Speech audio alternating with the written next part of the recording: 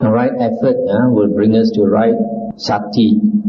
This word sati is defined in the suttas. There's about 8 suttas that have the same definition. And sati is defined as to remember and call to mind what was said and done a long time ago. This word sati comes from a root word which is spelled S-M-R-T-I. And that word means to remember. So, sati is concerned with remembering. Why is it concerned with remembering? Because we have to remember to be mindful of the body and mind. Why the body and mind? Because the self is always associated with 5 things. That's the body, feeling, perception, volition and consciousness. These 5 things, whenever we talk about I, the self, we always associate with these 5 things, whether in this life or the previous life or in the future life. When we refer to I, we always refer to these 5 things. And these 5 things, body, feeling, perception, volition and consciousness, they are basically body and mind. Body and mind. So when we practice sati, we have to remember to be mindful of body and mind. And the mind is even more important, because if we look into the mind, after some time we realize that the body is also in the mind. And it's not in the 5 sense objects, Our attention should not go out into seeing, to hearing, smelling, taste and touch. This is very obvious in 2 suttas. So this word sati can mean recollection, right recollection. Or if you use the word mindfulness, then you have to remember it is not general mindfulness, because mindfulness has 2 meanings. The more people associate mindfulness as with being generally aware of what's going on.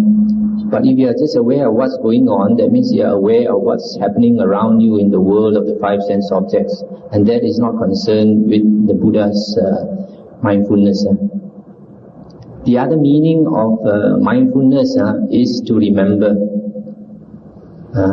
To remember, the sense of remembering, and that is the more correct word, because as I said just now, sati means to remember and call to mind what was said and done a long time ago.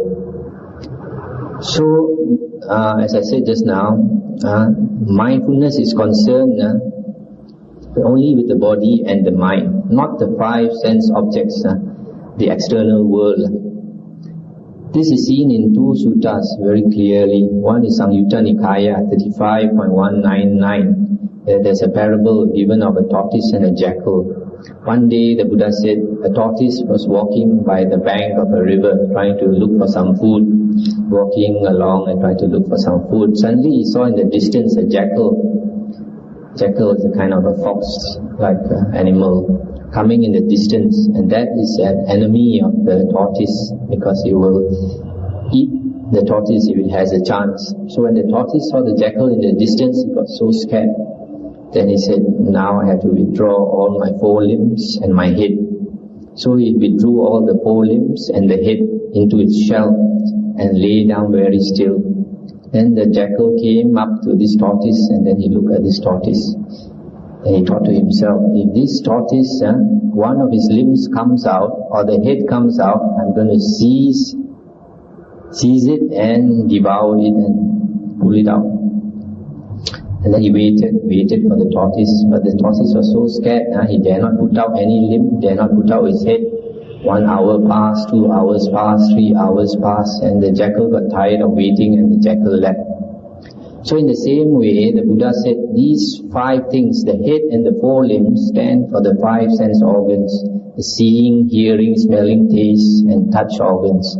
If we put our attention out into these 5 organs and we observe the seeing, the hearing, etc., Mara is waiting to seize us. Mara is waiting just like the jackal is waiting for the tortoise. Whenever your attention goes up to the 5 sense doors, Mara will catch you. So the Buddha said that is not your area, that is not your sphere. Another sutta which has a parallel meaning is given in Samyutta Nikaya 47.1.6, the parable of the quail and the falcon. The falcon is a bird, something like an eagle, while he was flying high in the sky. Then he saw this quail on the ground. Quail is a small bird. Then he swooped down and caught the quail, He caught the quail gripped the quail, and then the quail lamented to itself. The quail said, "Curse my luck, today I am caught by this falcon.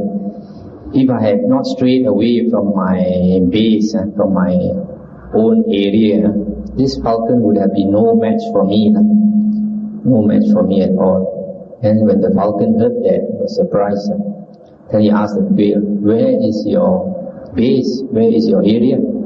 Then the quail pointed out to a nearby piece of land with some clods of earth, rocks and all that. And he said, "That's my area." And then the falcon said, "Okay, let you go this time, see whether you're a match for me." So the falcon flew up into the air again. So this quail went back to his ground, So he stood on a piece of rock, and then he called the falcon, and he said, come, I challenge you, something like that. So the falcon flew down, swooped down to catch the quail. When it came near, the quail jumped behind the rock where there was a hole, went to hide inside the hole. Then the falcon came and smashed itself on the rock, so it died there.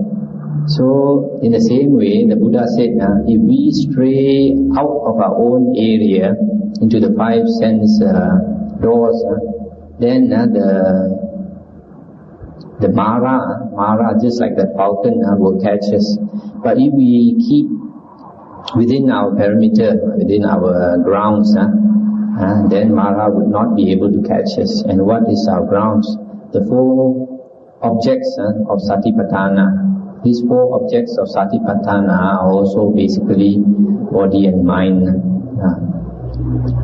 So from these 2 suttas, you find that if you want to practice mindfulness, it must only be concerned with your body and your mind, and more specifically your mind, and not out into the 5 sense doors.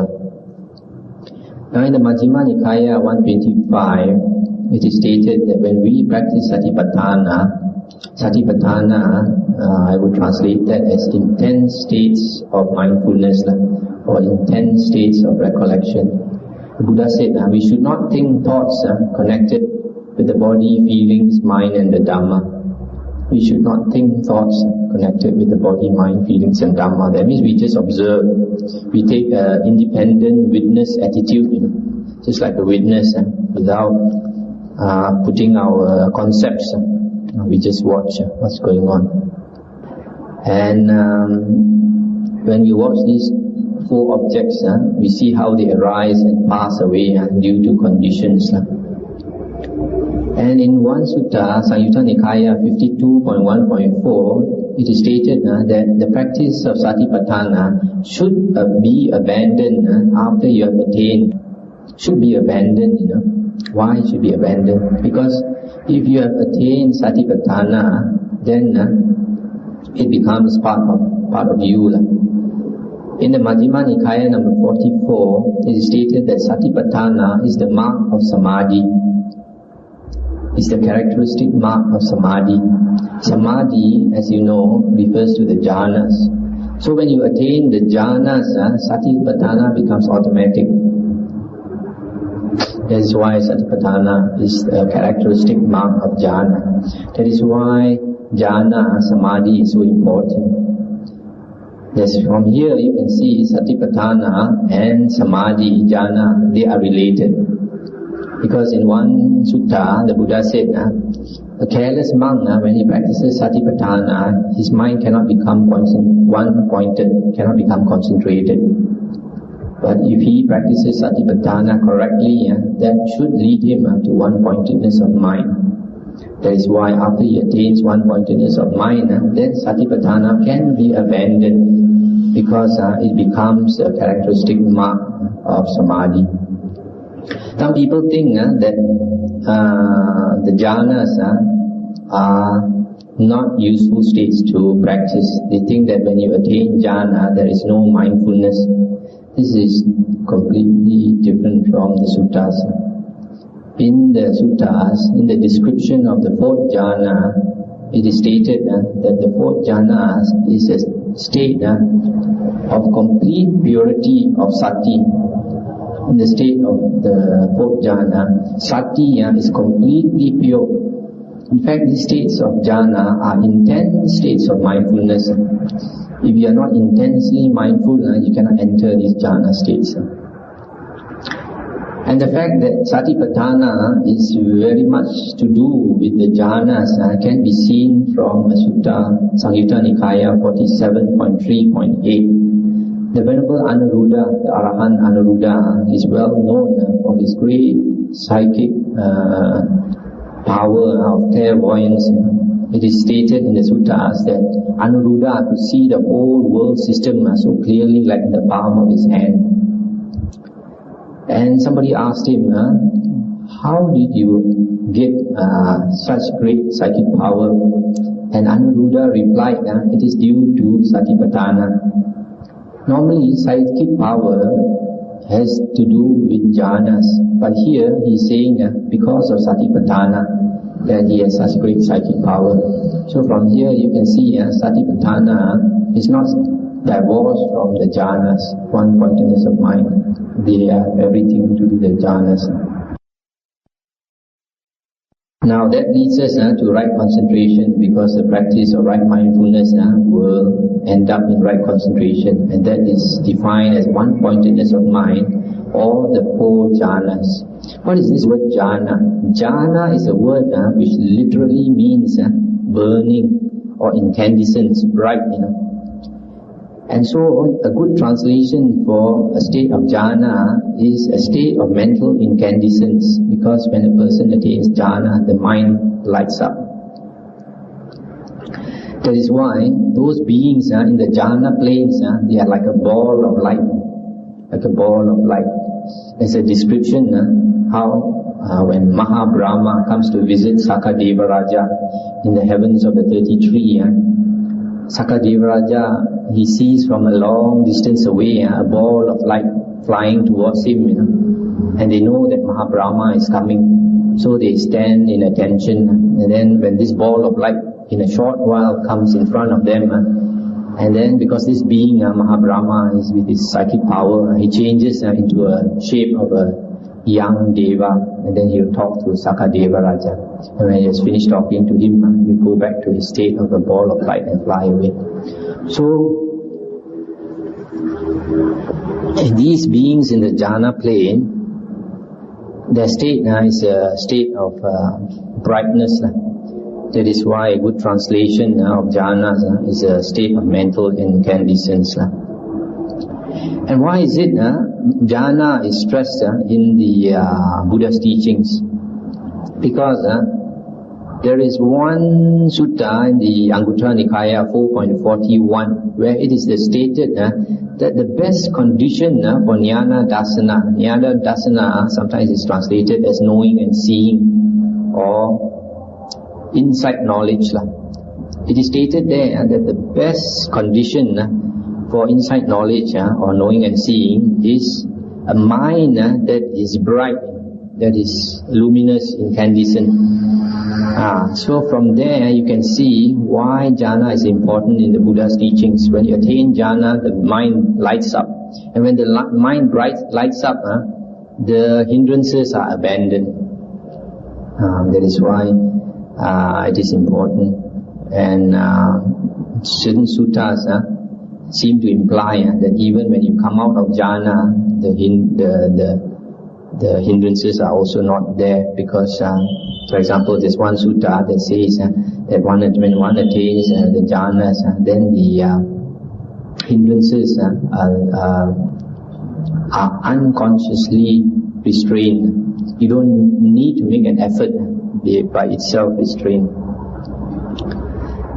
Now jhana, when a person attains jhana, he attains the 5 factors of jhana: vitaka, vichara, piti, sukha, ekagata. And this jhana is concerned with this one-pointedness of mind, ekagata.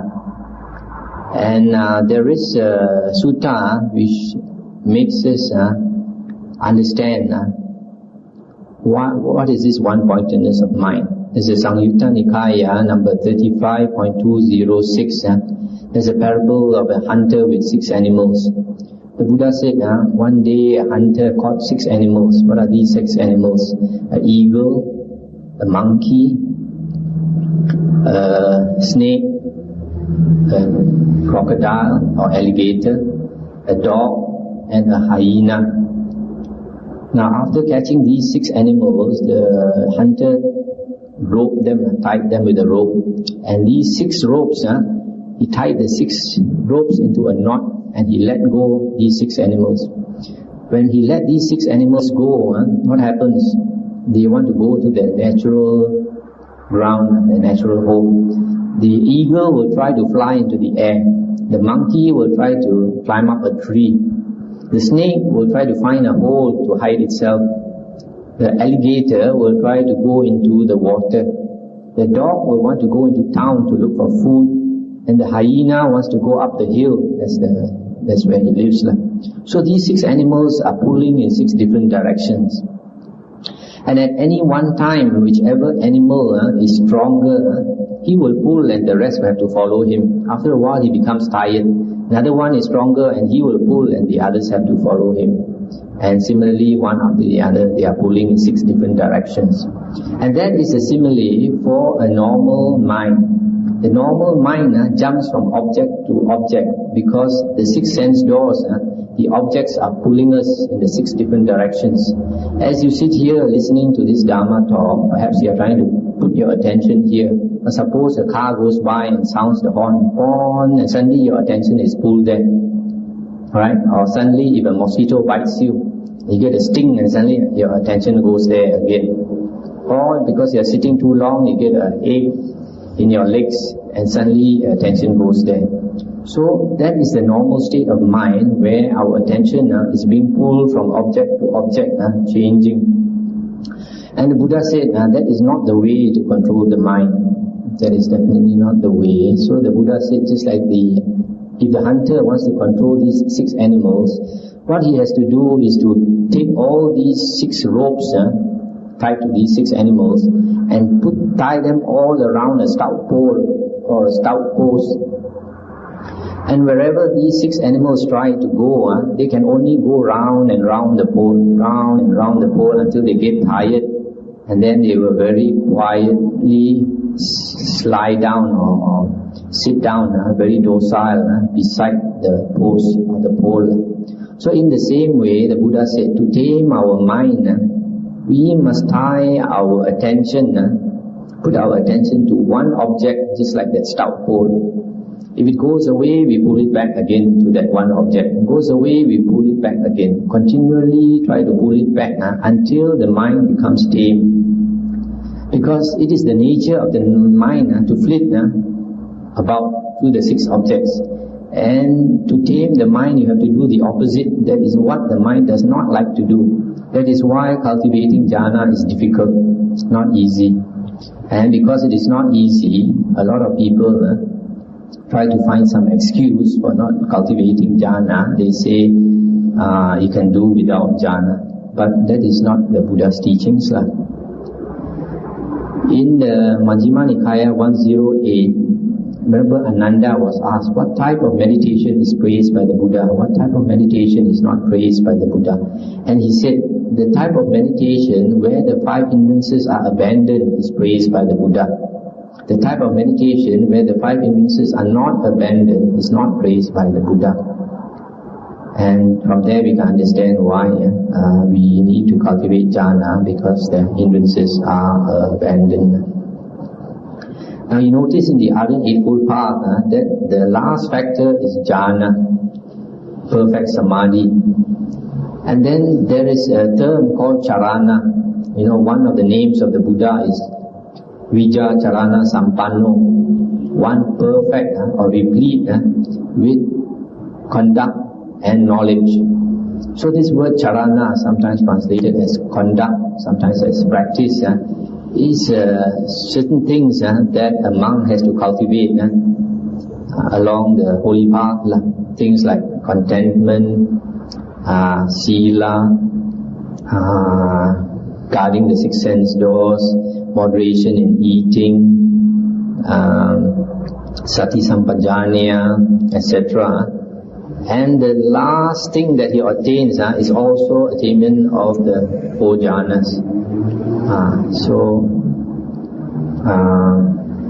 Now sometimes people wonder, what is the benefit of jhanas when these external ascetics, they also attain jhanas and yet they don't have wisdom. Now in the Majjhima Nikaya 117, it is stated that the Ariyan right concentration is one pointedness of mind supported by the 7 other factors of the Ariyan Eightfold Path. You see, the Ariyan Eightfold Path consists of 8 factors. You cannot just use one factor to succeed. You must use all 8 factors. You cannot say, jhana is useless because external ascetics get jhana and they can't have wisdom, because they don't have the other factors. You see, but when you have all 8 factors pulling together, then that brings us to Arahanthood. You cannot say, for example, what's the use of sila? You just cultivate sila, and a person cannot become enlightened by sila. But that does not mean sila is not necessary by itself.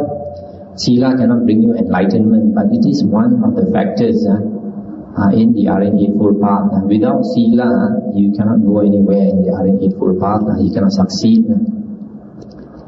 In one sutta, Majjhima Nikaya 149, it is stated, when the Ariyan Eightfold Path is fully developed, all the 37 Bodhipakya Dhammas are fully developed, and Samatha and Vipassana are led to work together.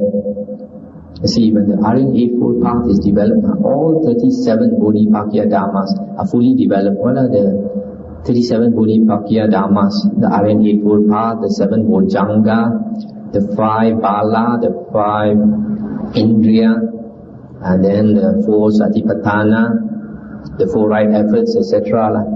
All of them are fully developed. And Samatha and Vipassana work together. Now we started off with right view. Remember, the first factor of the Ariyan Eightfold Path is right view. There is one sutta in the Majjhima Nikaya 43 where it is stated that if you have right view and it is assisted by 5 other things, you can attain liberation or arahanthood as the result. What are these 5 other things? That means these 5 things support right view. The first one is sila, moral conduct. Second one is Dhamma savana, listening to the Dhamma. That means listening to the suttas or studying the suttas. Third one is Dhamma sakacha, discussion of the Dhamma. Fourth one is samatha. Fifth one is vipassana. Samatha and vipassana is concerned with meditation. Okay? So just meditation by itself with right view is not sufficient. You must have sila, you must have hearing the Dhamma, Dhamma savana, you must have Dhamma sakacha, discussion of Dhamma. These 2 things, Dhamma savana and Dhamma sakacha, listening to the suttas and discussion of the suttas, brings you bahu sacha. What is bahu sacha? Much learning. That means much knowledge of the suttas or the Dhamma. Only with much knowledge of the Dhamma, then together with samatha and vipassana, you can attain, and sila, you can attain arahanthood. Now, there is one sutta in the Anguttara Nikaya which gives 5 ways to attain aryahood. Not just one way, 5 ways. What are these 5 ways when a person attains Ariyahood? The first one is listening to Dhamma. To listen to Dhamma and joy arises. It is stated that joy arises. When joy arises, the mind becomes tranquil. And when mind becomes tranquil, it becomes concentrated. And when it becomes concentrated, insight develops. And then you attain Ariyahood. That's the first one, listening to Dhamma. The second one is teaching Dhamma. When you teach Dhamma, the understanding, you have to understand it before it comes out. So in the process of teaching Dhamma, also happiness arises. And when happiness arises, the mind becomes tranquil and concentrated and insight arises. So the second way of attaining Ariyahood is teaching Dhamma. The third one is repeating Dhamma. Nowadays, because we have books, people are very lazy to repeat Dhamma. In the days of the Buddha, when they did not have books, they have to repeat Dhamma again and again and again and again. And so Dhamma was transmitted from generation to generation. So in the process of repeating Dhamma, the more times we repeat it in our mind, the more we understand. Just like reading a sutta. You read the sutta once, you only catch a certain number of points. The more times you read the sutta, the more points you catch. And then when you understand more, then the insight arises. So the third one is repeating Dhamma. The fourth one is reflecting on Dhamma, pondering on Dhamma that you have already heard, that you have already studied. You reflect on it. And when you reflect on it, you come to understand more, and insight arises and you attain Ariyahood. The last one is meditation. During meditation, you attain it. So be very clear, it is not only during meditation that you attain Ariyahood. 4 other ways are not concerned with meditation at that time. Only one is during meditation. Now in one sutta in the Anguttara Nikaya 4.170, the Arahant Ananda was very old at that time. And the Buddha had passed into Nibbana. And the monks and nuns who attained Ariyahood, Arahanthood, they would come and declare to the Venerable Ananda that they had become an Arahant. During the Buddha's time, they would go and inform the Buddha that they had become Arahant. But now the Buddha was no more around. They came to inform Venerable Ananda. And in this sutta, Venerable Ananda said, all the monks and nuns who came to me to declare that they attained Arahanthood, all said that they attain by 1 of 4 ways. That means there is only 4 ways to attain Arahanthood. The first one, they practice Samatha first, followed by Vipassana. The second one, they practice Vipassana first, followed by Samatha. You see, usually people only know that you practice Samatha, after that you have to practice Vipassana. They don't know the reverse, the converse is equally true. Even you practice Vipassana, you cannot attain Arahanthood until you practice Samatha. So that's the second one, Vipassana followed by Samatha. Third one is Samatha and Vipassana at the same time. The fourth one is a method that is seldom practiced in Theravada circles nowadays. It's gone into Zen, gone into Jnana Yoga. That is meditating on the self, that feeling of the self, staying with the self until the mind becomes one-pointed. And then the way is obvious to that person, and then he goes on to attain Arahanthood. So these are the 4 ways to attain Arahanthood. And in all these 4 ways, both Samatha and Vipassana is necessary.